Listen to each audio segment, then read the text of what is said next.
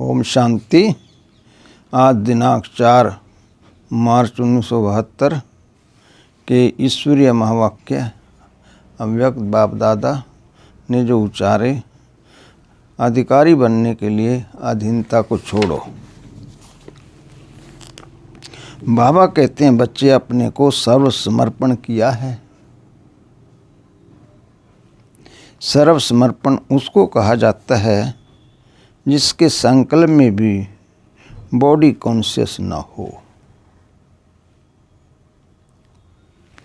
देह अभिमान न हो। उसको कहा जाता है सर्व समर्पण। अपने देह का भान भी अर्पण करना है। मैं फलानी हूँ, यह संकल्प भी अर्पण हो। उसको कहते हैं सर्व समर्पण। सर्व गुणों में संपन्न, सर्व गुणों से संपन्न को ही संपूर्ण कहा जाता है। कोई भी गुण की कमी नहीं। अभी तो वर्णन करते हो ना कि ये कमी है। इससे सिद्ध है कि संपूर्ण स्टेज नहीं है। तो सर्वगुण संपन्न हैं। बाबा ने क्वेश्चन किया है, क्या फिर तुम सर्वगुण संपन्न बन गए हैं? तो लक्ष्य यही रखना है कि सर्वसमर्पण बनकर सर्वगुण संपन्न बन संपूर्ण स्टेज को प्राप्त करेंगे ही। ऐसे पुरुषार्थियों को बाप भी वरदान देते हैं कि सदा विजयी भव। हर संकल्प में कमाल दिखाओ, यही विशेषता दिखाओ। जीवन का फैसला कर आई हो ना, अपने आप से फैसला करके आई हो। कोई भी संस्कार के वश नहीं होना। जो है ही जगत जीत, विश्व के विजयी, वह किसके भी वश हो नहीं सकते। जो समय सर्वात्माओं को नजर से निहाल करने वाली हैं,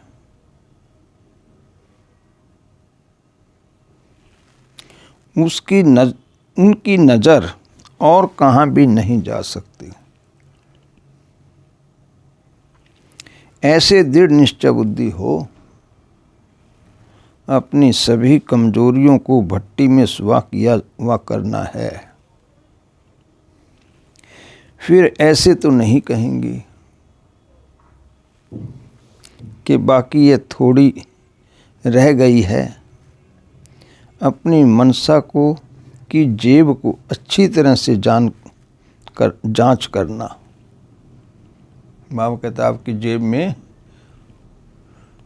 कोई भी अवगुण ना रहे। मनसा की मनसा कितनी पावरफुल है, ये चेक करना है। कहाँ कोई कोने में कुछ रहा तो नहीं।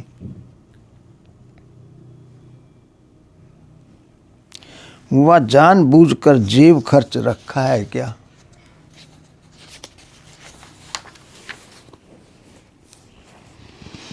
ये अच्छी तरह से देखना।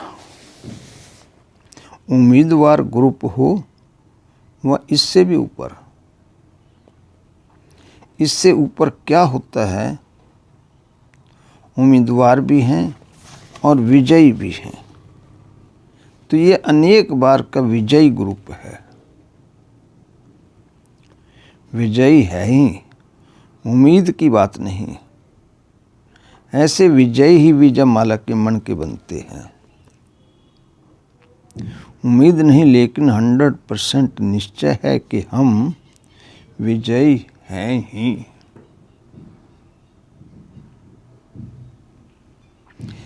देखना, माया कम नहीं है। माया की छम छम रिम झिम कम नहीं है। माया भी बड़ी रौनकदार है। सभी तरफ से, सभी रूप से माया की नालच को भी समझ गए हो कि माया क्या चीज होती है और किस रूप से, किस रीति से आती है। इसकी भी पूरी नॉलेज ली है। ऐसे तो नहीं कहेंगे कि इस बात की तो हमें नॉलेज नहीं थी। ऐसे अनजान बनकर अपने को छुड़ाना नहीं। कई कहते हैं हमको तो पता नहीं था कि ऐसे भी कुछ होता है। क्या क्या करते रहते हैं। अनजान होने के कारण भी धोखे में आ जाते। लेकिन जब मास्टर नॉलेजफुल हो तो अनजानपना नहीं रह सकता। ये जो शब्द निकलता है कि मुझे इस बात का ज्ञान नहीं था, ये भी तो कमजोरी है। ज्ञानी अर्थात ज्ञानी। कोई भी बात का अज्ञान रहा तो क्या उसे ज्ञानी कहेंगे? ज्ञान स्वरूप को कोई भी बात का अज्ञान नहीं होगा। जो योग युक्त होंगे उनको न अनुभव होते भी ऐसा ही अनुभव होगा जैसे कि पहले से सब कुछ जानते हैं। त्रिकालदर्शी फिर अनजान कैसे हो सकते हैं? तो मास्टर नॉलेजफुल भी बने और विजयी भी बने तो हार असंभव ही अनुभव होगी ना। अब देखेंगे ये ग्रुप कैसी झलक दिखाता है। आपकी झलक से सभी को बाप की झलक दिखाई दे। बेचारी आत्माएं तड़पती हैं, बाप की जरा झलक दिखाई दे तो स्वर्ग प्राप्ति हो। तो अब बाप की झलक अपनी झलक से दिखाओ। समझा? तो यह है विजयी ग्रुप है। उल्लास से आलस्य को भगाने वाले हो। अभी प्रैक्टिकल देखेंगे। प्रैक्टिस को प्रैक्टिकल में कहाँ तक लाती हो ये भी मालूम पड़ जाएगा। ये कमाल दिखाओ। जो जिस भी स्थान पर जाओ, जिस साथी के साथ सर्विस में मददगार बनो, उनके तरफ से कमाल के सिवाय और कोई बात ही ना आए। एक एक लाइन में कमाल लिखें तो कहेंगे विजयी ग्रुप है। बाप समान बनकर दिखाओ। ऐसे कमाल कर दिखाओ जो बड़े भी बाप के गुणगान करें कि सचमुच ये ग्रुप निर्विघान सदा बाप की लगन में मगन रहने वाला है। एक के सिवाय और कुछ सूझता ही नहीं है।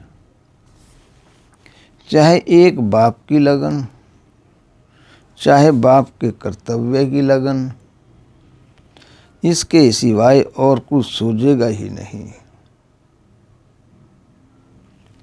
संसार में और कोई वस्तु या व्यक्ति है भी, ये अनुभव ही न हो। ऐसी एक लगन, एक भरोसे में, एक रस अवस्था में, चढ़ती कला में रहने वाले बनकर दिखाओ। तब कहेंगे कमाल। क्यों को तो एकदम भस्म करके जाना। इतने तक जो कोई कारण सामने बने तो उस कारण को भी परिवर्तन कर निवारण रूप बना दो। फिर यह नहीं कहना कि ये कारण था। कितने भी कारण हों,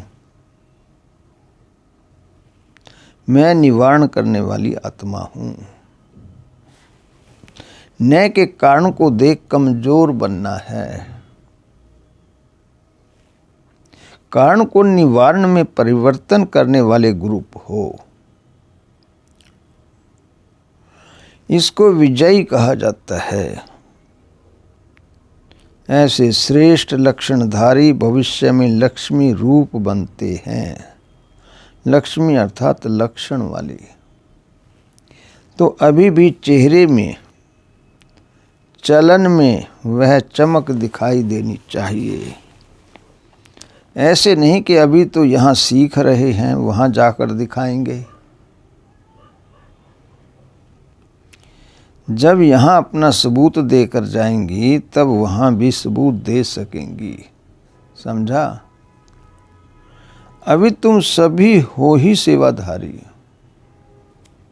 सेवाधारी कब भी सुहेजों के संकल्प में नहीं आते।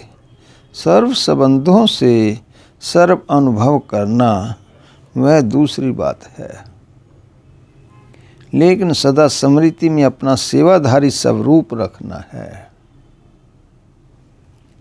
सुहेजों में लगेंगे तो सेवा भूल जाएगी। सेवाधारी हूँ, विश्व परिवर्तन करने वाली पतित पावनी हूँ, यह अपना स्वरूप स्मृति में रखो। पतित पावनी के ऊपर कोई पतित आत्मा की नजर की परछाई भी नहीं पड़ सकती। पतित पावनी के सामने आने से ही पतित बदलकर पावन बन जाएं। इतनी पावर चाहिए, पतित आत्माओं के पतित संकल्प भी न चल सकें। ऐसी अपनी ब्रेक पावरफुल होनी चाहिए। जब उसका ही पतित संकल्प नहीं चल सकता तो पतितपन का प्रभाव कैसे पड़ सकता है? यह भी नहीं सोचना मैं तो पावन हूँ, लेकिन इस पतित आत्मा का प्रभाव पड़ गया। यह भी कमजोरी है। प्रभाव पड़ने का अर्थ ही है प्रभावशाली नहीं हो। प्रभावशाली नहीं है तभी दूसरे का प्रभाव पड़ेगा, नहीं तो प्रभावशाली पर किसी का प्रभाव नहीं पड़ सकता। तब उनका प्रभाव आपको प्रभावित करता है। पतित पावनी पतित संकल्पों के भी प्रभाव में नहीं आ सकती। पतित पावनी के स्वप्न में भी पतितपन के संकल्प व सीन नहीं आ सकते। अगर स्वप्न में भी पतितपन के दृश्य आते हैं तो समझना चाहिए कि पतित संस्कारों के प्रभाव का असर है। उसको भी हल्का नहीं छोड़ना चाहिए। स्वप्न में भी क्यों आए?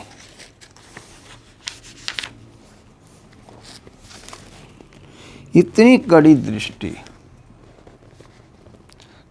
कड़ी वृत्ति, कड़ी स्मृति, स्वरूप बनना है। पतित आत्मा मुझ शस्त्रधारी शक्ति के आगे एक सेकंड में भस्म हो जाए। कोई व्यक्ति भस्म नहीं होगा, लेकिन उनके पतित संस्कार नाश हो जाएंगे, अर्थात भस्म हो जाएंगे। आसुरी संस्कारों को नाश करने की आवश्यकता है। मैं पतित पावनी आसुरी पतित संस्कार संहारी हूँ। जो समय संहारी है वह कब किसका शिकार नहीं बन सकते हैं। इतना प्रैक्टिकल प्रभाव होना चाहिए। जो कोई भी आपके सामने संकल्प करे और उनका संकल्प मूर्छित हो जाए, ऐसा काली रूप बनना है। 1 सेकंड में पतित संकल्प की बलि ले लेवे। ऐसी भले वान बनी हो जो कोई की परछाई भी न पड़ सके।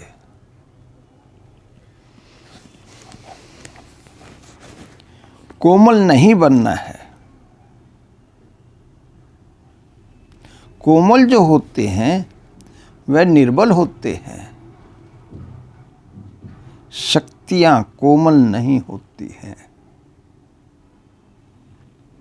माया पर तरस कभी नहीं करना। तुम माया का तिरस्कार करने वाली हो।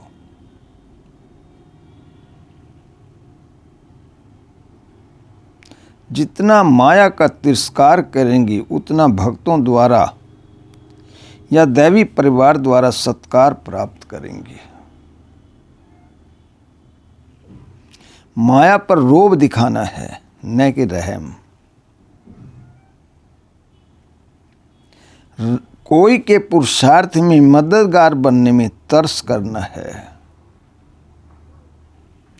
माया से नहीं। बाबा ने कहा आलस्य भी विशेष विकार है। जो पुरुषार्थी पुरुषार्थ के मार्ग पर चल पड़ा है, उन्हों के सामने वर्तमान समय माया का वार इस आलस्य के रूप में भिन्न भिन्न तरीके से आता है। तो इस आलस्य को खत्म करने के लिए सदा उल्लास में रहेंगे। कमाई करने का जब किसको उल्लास होता है तो फिर आलस्य खत्म हो जाता है। ओम शांति।